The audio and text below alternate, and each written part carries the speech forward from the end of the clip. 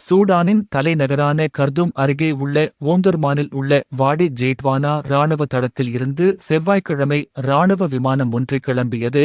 அப்போது குடியிருப்பு பகுதியில் திடீரென விழுந்து விபத்துக்குள்ளாகி நொறுங்கியது. இதில் 46 பேர் பலியானார்கள். மேலும் 10க்கும் மேற்பட்டோர் காயமடைந்தனர்.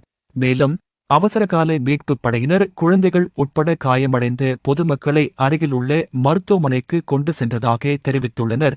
இந்த விபத்து காரணமாக ஏராளமான வீடுகள் சேதமடைந்துள்ளது.